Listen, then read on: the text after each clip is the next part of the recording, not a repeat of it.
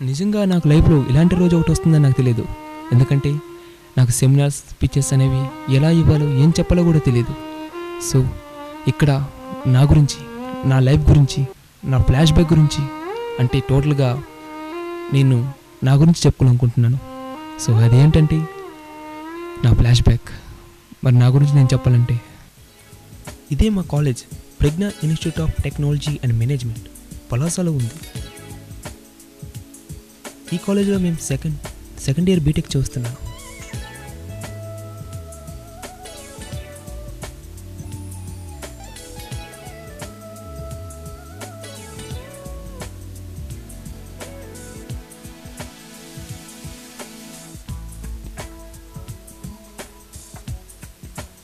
ఇకపోతే మేము కాలేజ్కి వెళ్ళడమే గ్రేట్, మరి అది క్లాసులో కూర్చొని క్లాస్ విన్నాం, రియలీ గ్రేట్.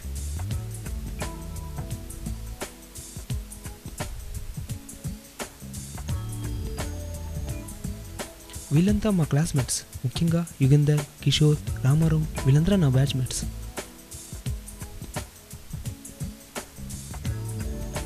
వీళ్ళు నా close friend Yugandhar, too intelligent కూడా.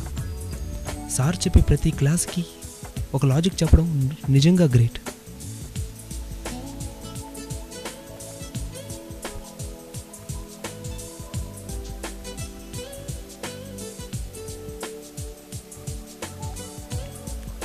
సెమిస్టర్లో సార్ చెప్పే క్లాసుల కన్నా మా యుగంధర్ చెప్పే సెమినార్సే ఎక్కువ.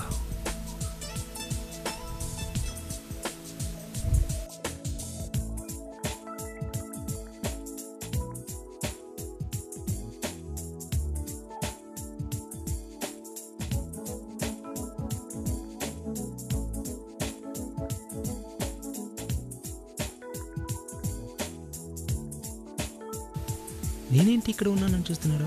మరేం లేదండి, మా ఫ్రెండ్ కోసం వెయిట్ చేస్తున్నాను.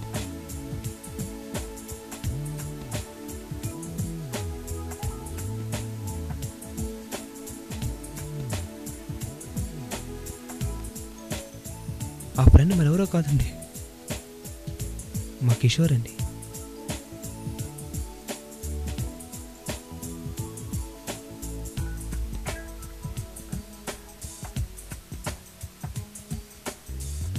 కానీ అక్కడ ఏమైందంటే ఫస్ట్ టైం ఒక అమ్మాయిని చూసాను, చూడడమే కాదు ఫ్లాట్ కూడా అయ్యాను.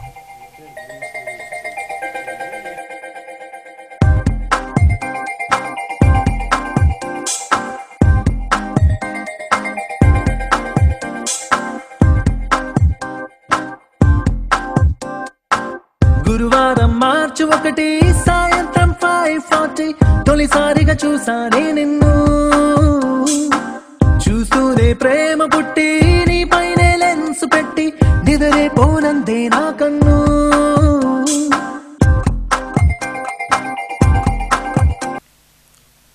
అక్కడి నుంచి స్ట్రైట్గా అమ్మాయిని ఫాలో అవ్వడం ట్రై చేశా. అమ్మాయిని ఫాలో అవుతూనే వెళ్ళా.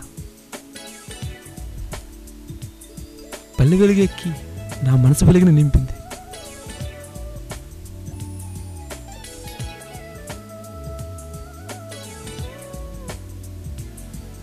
అమ్మాయిలు ఫాస్ట్గా ఉంటారని తెలుసు, కానీ మరీ ఇంత ఫాస్ట్గా ఉంటారని నాకు తెలియదు.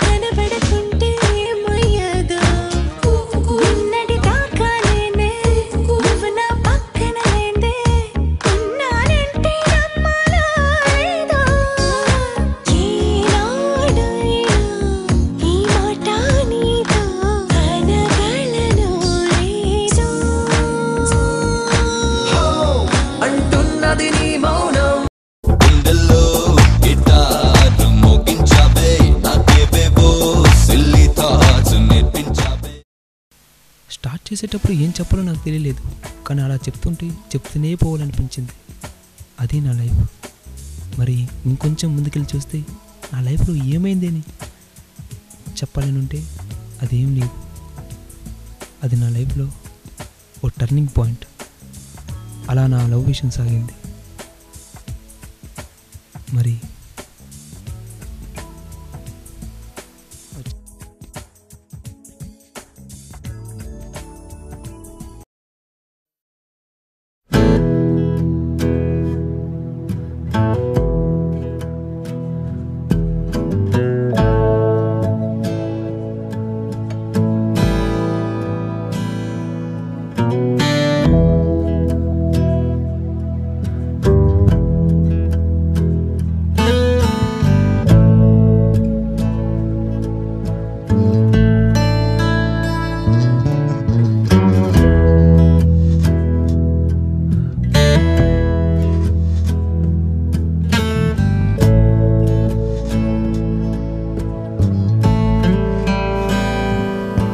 నేను హాయ్ అని విష్ చేశాను, కానీ అమ్మాయి నాకు చెప్పింది తన ఫోన్ నెంబర్.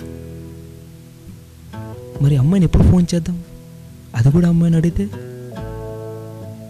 అడిగేసరికి అమ్మాయి చెప్పింది ఎప్పుడైనా సరే. ఎప్పుడోనే నేను ప్రతి దగ్గర ప్రొసీడ్ అయ్యేలా చేసింది. ఫోన్లో మాట్లాడుతూనే ఉంటున్నాను ప్రతి క్షణం. అలా మాట్లాడుతున్నాను నేను. ఒకరోజు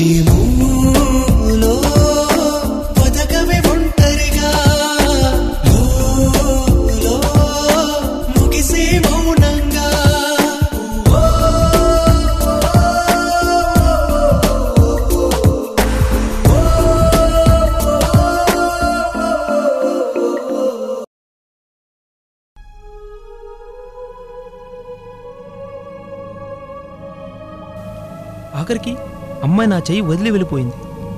అమ్మాయి వదిలి వెళ్ళింది నా చెయ్యిని కాదు, నా ప్రేమని, నా లైఫ్ని, నా జీవితాన్ని.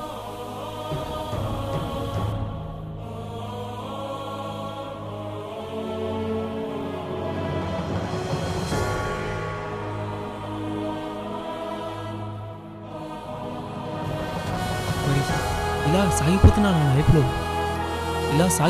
నా లైఫ్లో నాకు ఒక కొత్త మలుపుని, నాకంటూ ఒక కొత్త ఆవిష్కారాన్ని చూపించిన నా ఫ్రెండ్ నా కోసం ఒక కాల్ని తయారు చేశాడు. అది ఒక electronic call. It mean A robotic life. దానికోసం నా ఫ్రెండ్ ఏం చేశాడు అని చెప్తే, ఒకసారి తన ఫ్రెండ్స్తో, అంటే నా ఇంకో ఫ్రెండ్స్తో.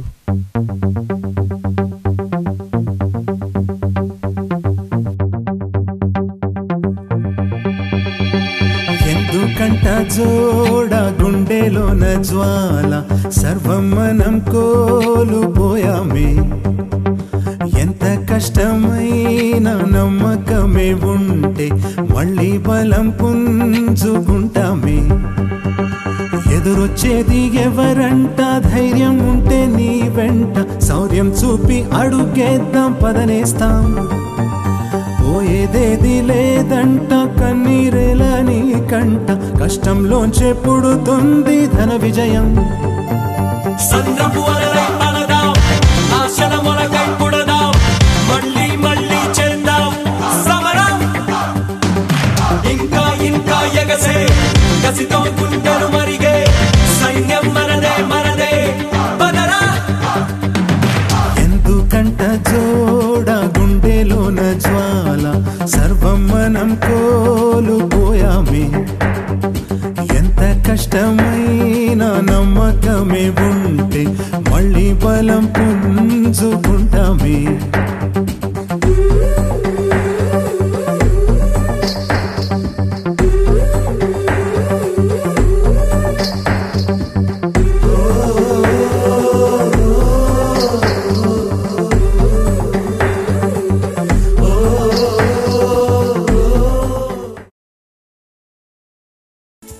నా ఫ్రెండ్ నా కోసం ఏదో చేసేటనిపిస్తుంది, కానీ నిజంగా అది నా ఒక్కడి కోసం కాదు, మొత్తం సొసైటీ కోసం. ఎందుకంటే నేను మీలాగా చదువుకొని మీలాగా ప్రైవేట్ స్కూల్స్లో కానీ మీలాగా పేరెంట్స్ కానీ నన్ను ఎవరూ సోఫిస్టికేట్ చేయలేదు. నా ముందు వెనకతల అంతా నా ఫ్రెండ్సే. సో నా ఫ్రెండ్ మాట్లాడేటప్పుడు నాకు గుర్తొచ్చేది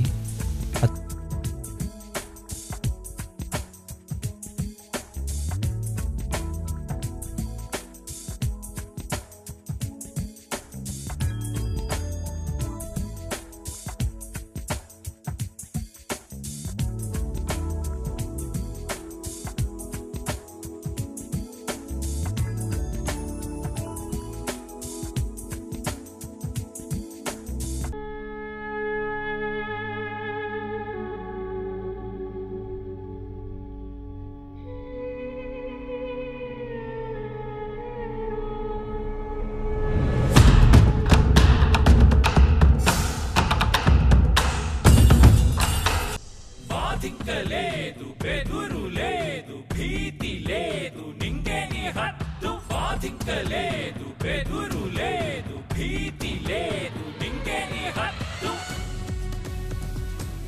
సో ఫైనల్గా నేను ఇచ్చే మెసేజ్ ఏంటంటే, మనం ఆడే ప్రతి గేమ్లో కూడా ముందు ట్రయల్ తర్వాత రియల్, కానీ లైఫ్ అనే గేమ్లో ఫస్ట్ రియల్ తర్వాత ట్రయల్. సో రియల్ని ఫేస్ చేసే సత్తా ఉంటే ట్రయల్ని ఆడే విధానం మనకి బాగా తెలుస్తుంది.